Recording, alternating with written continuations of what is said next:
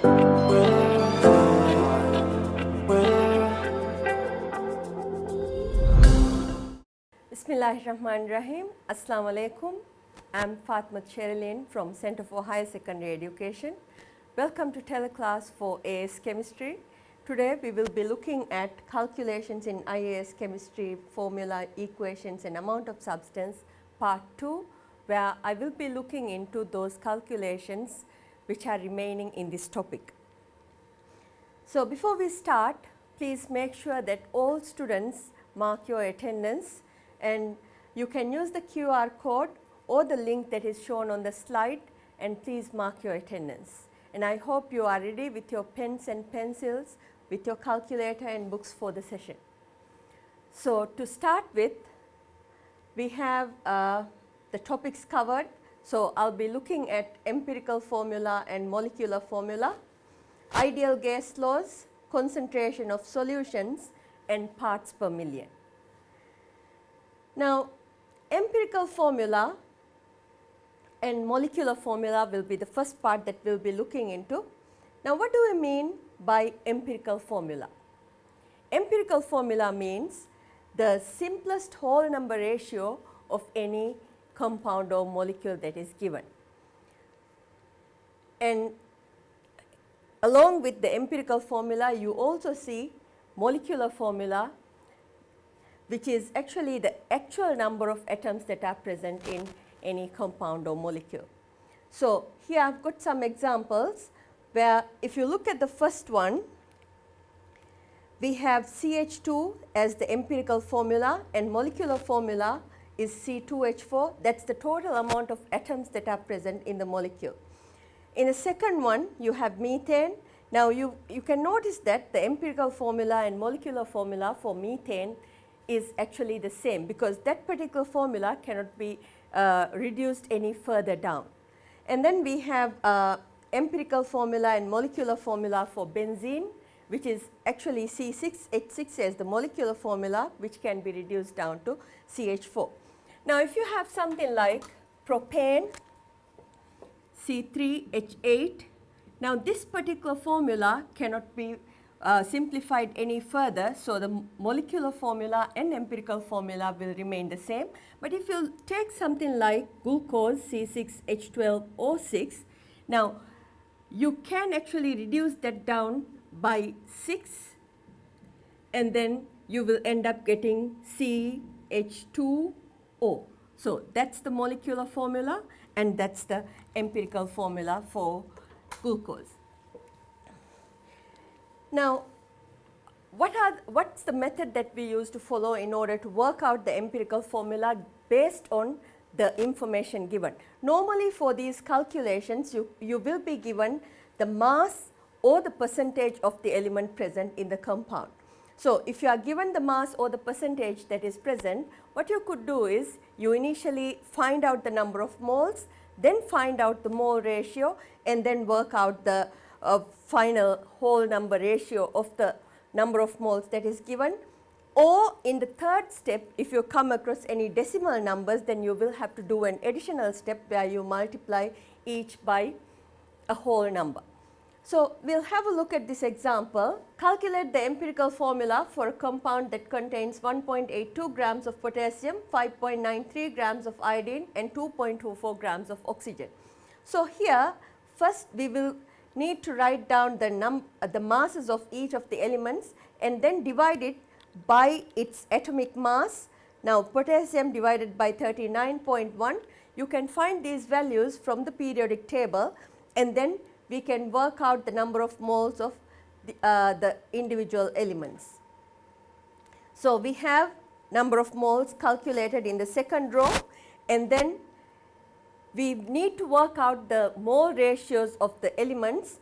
So we will be dividing in order to work out the mole ratio, we will be dividing with the smallest ratio that we have obtained, and then we get the final answer as potassium 1, iodine 1 and oxygen 3. So that's the simplest whole number ratio that you will be getting for this particular compound. let us try a different one. Now, this is also an empirical formula question, but these questions can come in various forms. So, in the previous one you are given all these elements separately, but now if you have a look at this particular question, you would notice that instead of the elements you have a compound also involved in it. So, working this out, in an experiment 3.425 grams of lead oxide was reduced to form 3.105 grams of lead. It is important that you understand what is meant by the term reduced, right. So, reduced means oxygen is being lost in, from the compound. So, in other words, oxygen is removed from the compound. So, you are given 3.425 grams of lead oxide and 3.105 grams of lead.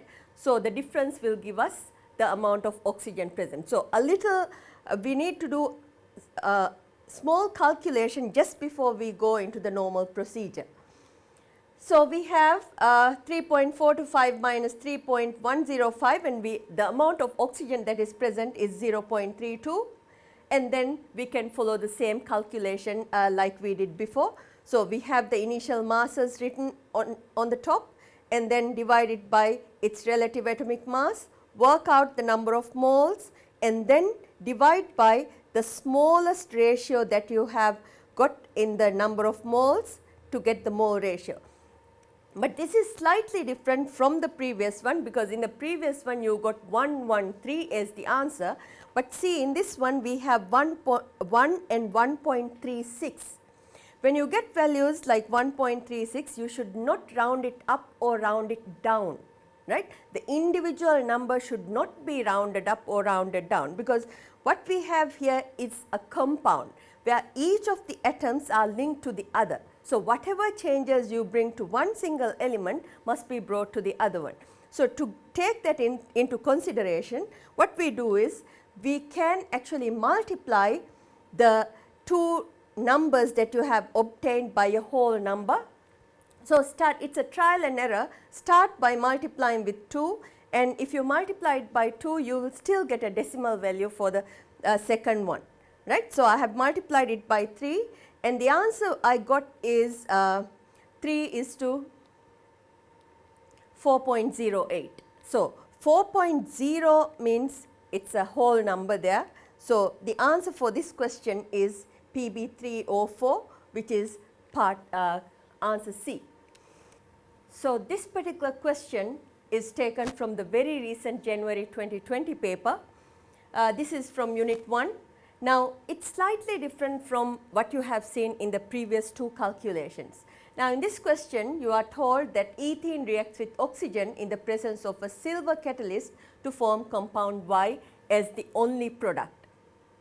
Now, it is a reaction, but this is one of those reactions which you have never studied under alkenes, right. Now, these are the type of questions where students are expected to actually apply the known knowledge into unfamiliar situations.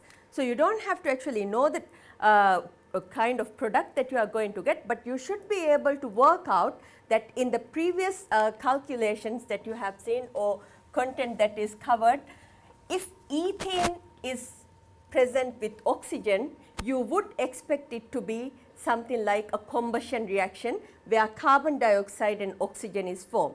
But this question straight away tells you that it is in the presence of silver catalyst to form compound Y as the only product, right. So, you need to know few things here. You need to know what ethene is.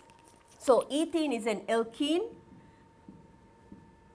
where you have two carbons and 4 hydrogens reacting with oxygen to give compound Y. So, if you work this out, or when you try to work this out, you need to understand that the information given here is, this is 10.0 grams and then we have 15.7 grams of product Y.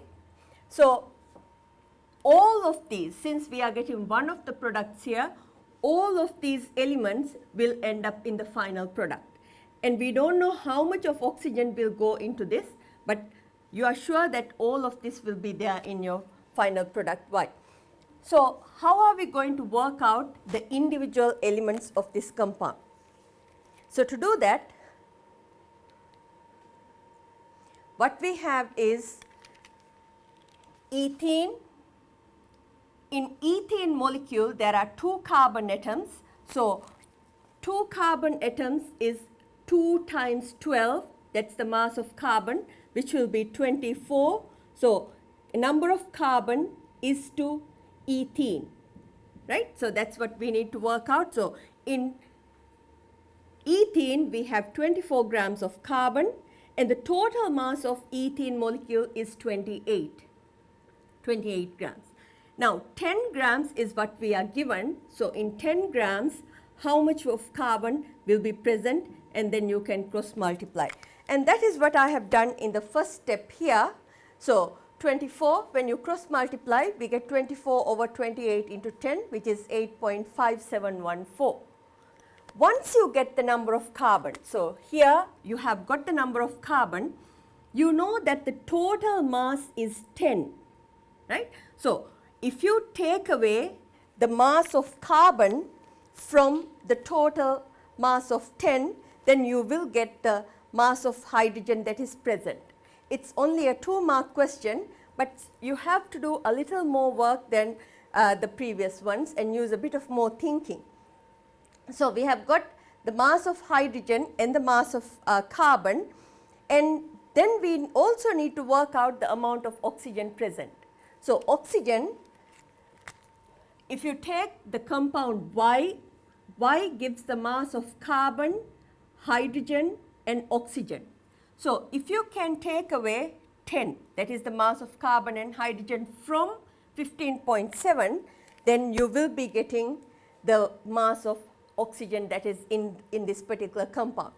So, once you do that, once you do these 3 steps, then you can work out the empirical formula of the compound and then follow the same procedure, right. So, some calculations are very straightforward, while there are some which are actually not as straightforward as you think.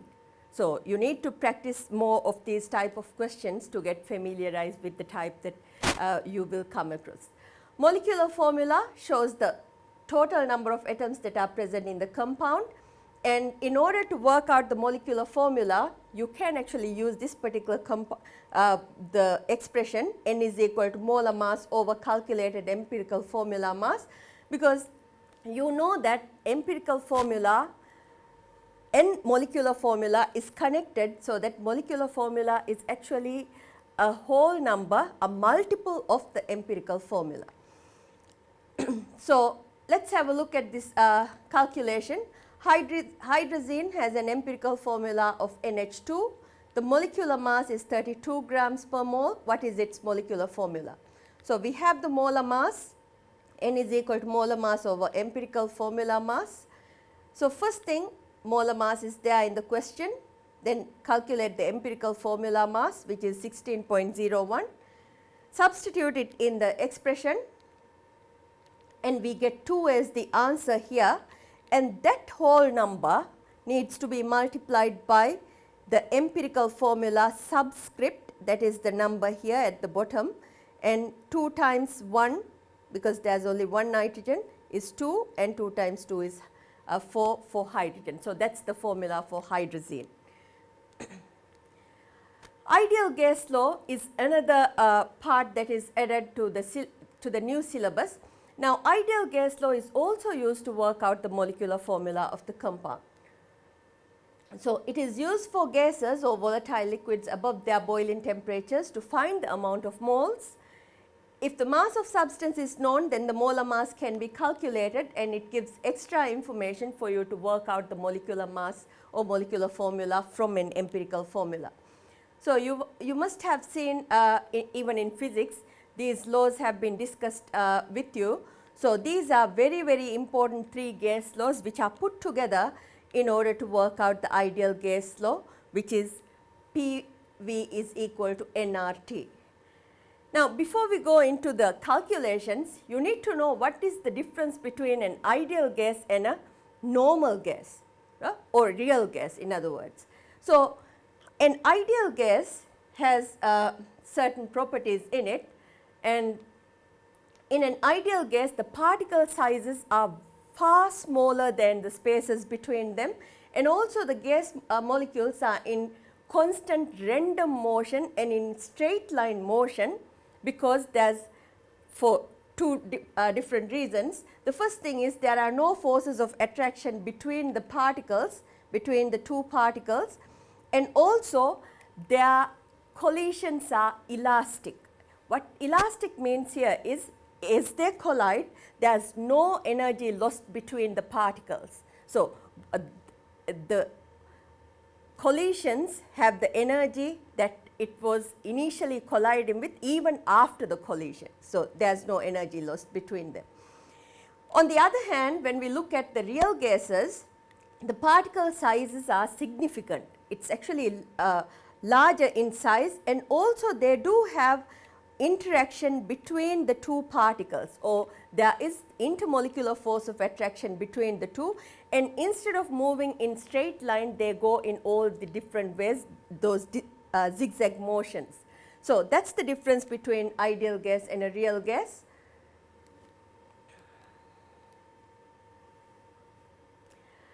Now, ideal gas equation, this equation is used only for gases, and there is a good news for all students, because this formula will be always given in your exam, right. But the only thing that you have to do is you need to work out, you should be able to work out what each of those letters mean. So, first one, we have P as pressure in pascals. There is a specific SI unit that you need to use for each of these terms. So, pressure in pascals, volume in cubic meters, temperature in Kelvin, amount of substance in moles, and the last one R is the universal gas constant or gas constant which will be given to you in the question. So, you do not have to by heart this number as well.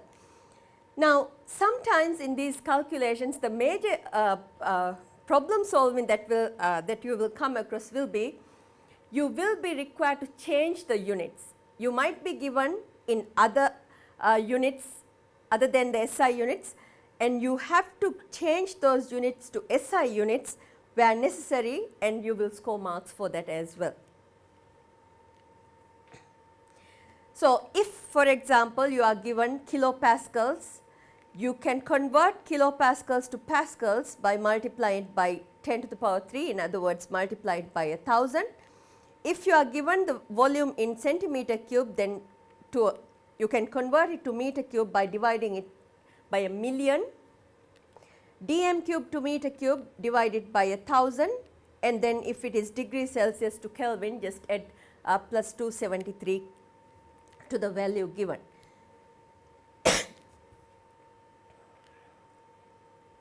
So, let us have a look at this question. A 0.280 grams of sample of gas has a volume of 58.5 centimeter cube, measured at pressure of 120 kilopascals and a temperature of 70 degrees Celsius. Calculate the molar mass of the gas. So, first write down all the information that is given. So, we have P 120 kilopascals, V 58.5 and 70 degrees Celsius. Step 1 is check whether you are given the correct SI units. If not, do the necessary conversions. So, here we are given kilopascals, which need to be changed to pascals. So, multiplied by 1000. Second one, 58.5 centimeter cube to meter cube. So, divided by a million, and 70 degrees Celsius at 273 Kelvin, and then you can convert it to the Kelvin scale. After that, be able to rearrange the formula PV is equal to nRT. Now, in this case, we are working out the molar mass of substance. So, PV is equal to nRT.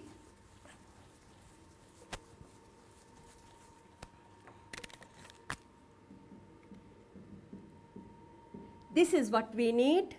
We want to make it as a subject. So, what you could do is just divide it by RT, divide it by RT, and then they will get cancelled. So, N is equal to PV over RT. You can work out or change the subject in that form, and then you can insert the values that you have actually worked out just now, and you will be getting 0.00246 moles for the question, but the main question is asking for the molar mass of substance. So, moles is equal to mass over RMM, and then by inserting the values you can work out the relative molecular mass.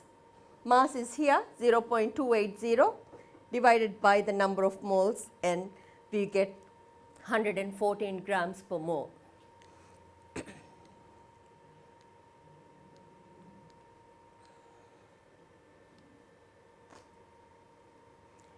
This one is from January 2019 Unit 1 paper. Now, this is the kind of question that you would be expecting in the past paper. So, with the question you are also given the formula of ideal gas law and also the R value. So, we have to work out the volume in this case, because we are given centimeter cube, convert it into meter cube, and then temperature in degrees Celsius, which needs to be converted to Kelvin, and pascals. This is given in 1.36 into 10 to the power 5 pascals, which is actually the SI unit for pressure. So, doing the necessary conversions, we need to convert volume and temperature to the SI unit, and then rearrange the formula as I have shown you in the previous calculation, and then you need to insert the values into the formula and work out the number of moles of substance. Now, in this one, in this question, the number of moles of nitrogen gas is asked. So, you do not have to do any further calculation, but that is the answer for this question. Now, let us see how the marks have been awarded to this particular question from Edexcel. There are 4 marks to it, that is a lot of marks. So, if you can work this out, you will be able to score all the 4 marks. So, first one, conversion of volume and temperature, 2 marks, and then rearrangement of ideal gas and evaluation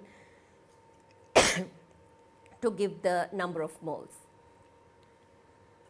So, those are the few types of calculations you will see under ideal gas. Now, coming to concentration of solution.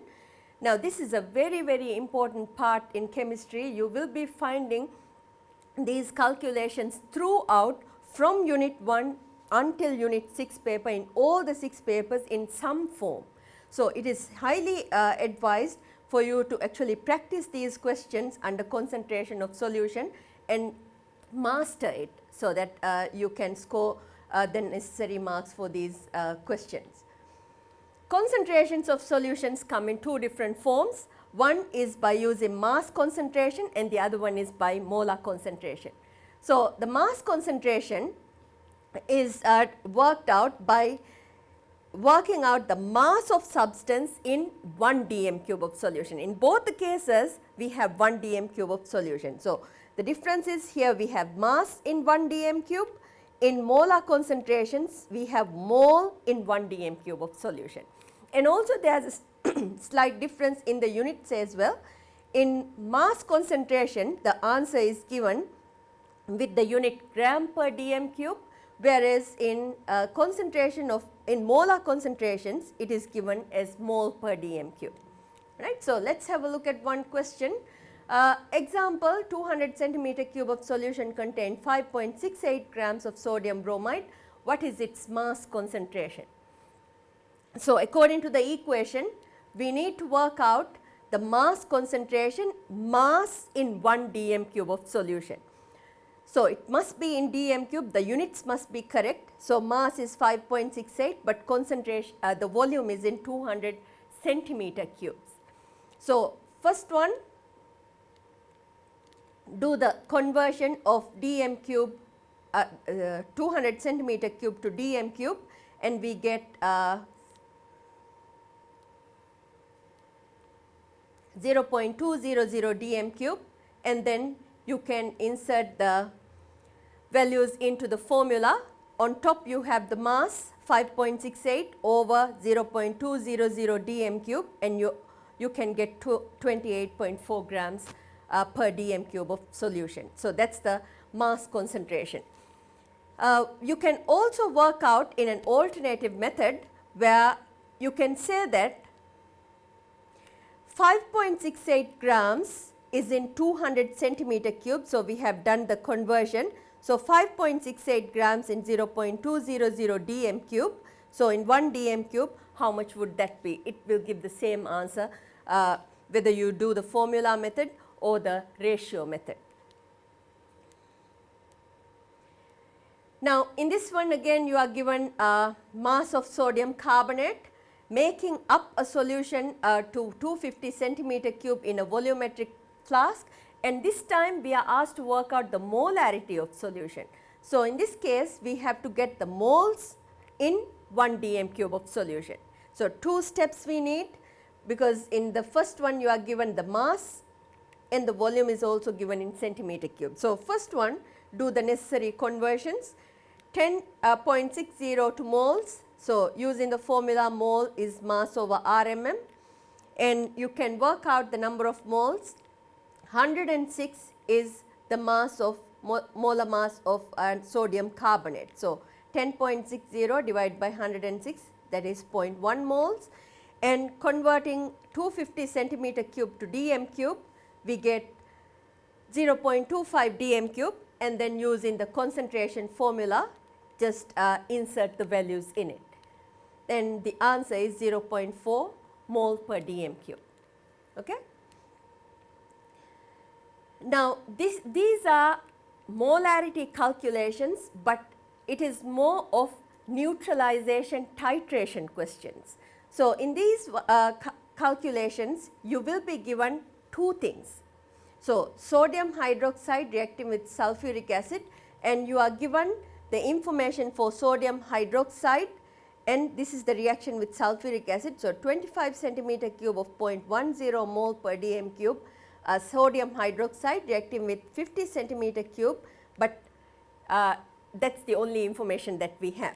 So, for this one, when you start to calculate, you have to actually work out from the substance where most information is given.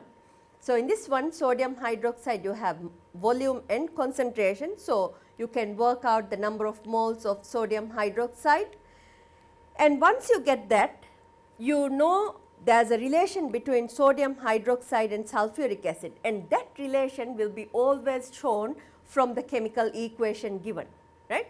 So, use the number of moles and use the relationship that is given in the equation. So, we have 2 moles of sodium hydroxide reacting with 1 mole of sulfuric acid, and from here you can work out by using that number of moles 0.0025 how much would it react with, and we will be getting 0.00125 moles, and now you have 50 centimeter cube of 0.00125 moles of sulfuric acid. So, you have the volume, you have the moles, and you need to use the C is equal to N over V formula. That is the moles 0.00125 over 50 centimeter cube to dm cube, 50 divided by 1000, and then you will get the answer for this. So, that is the last step that is done. And the last part is parts per million. Now, this is also a concentration term that is used, but this parts per million is used to express very, very small concentrations. Let us say, for example, we have the concentration of carbon dioxide in the atmosphere. When you compare the amount of carbon dioxide that goes into the atmosphere is large, right. So, in comparison to the atmosphere, the amount of carbon dioxide that goes is very, very small. So, these concentrations are mainly expressed in parts per million. Also, the amount of pollutants that are present in river water. River is large in terms of the mass and volume of water. So, the amount of pollutants that go in comparison with the river, the mass of water is actually small. So, these are expressed in parts per million. two calculations that you will come across: solutions in parts per million and gases in parts per million. So, you can use those two formula. That will be mass of solute over mass of solution into a million, and concentration, volume of gas over volume of air into a million. So, it is very similar to percentages. When I say percent, you know it is something out of 100. So, when we talk about parts per million, we are talking about how many parts are in a million, right? And I will show one calculation here, and we have a mass of 23 milligrams of sodium chloride dissolved in 900 grams of water. What is the concentration of sodium chloride in the solution in parts per million? So, one is in 23 milligrams and the other one is in grams. So, first thing is you need to convert them to the same unit. So, we can work out by converting 23 milligrams to grams and then insert in the values. So, conversion, 1 gram is 1000 milligrams, and then you do the conversion and put the values in to the expression, and we will be getting 25.56 parts per million. So, in today's lesson, we have actually seen, we have actually gone through the calculations on empirical formula and molecular formula, ideal gas laws, concentration of solution, and parts per million calculation. So, if you have any questions regarding this topic, please send your questions to this link, and then we will be answering your questions in the next panel discussion. Thank you very much. Hope this session has been useful for you.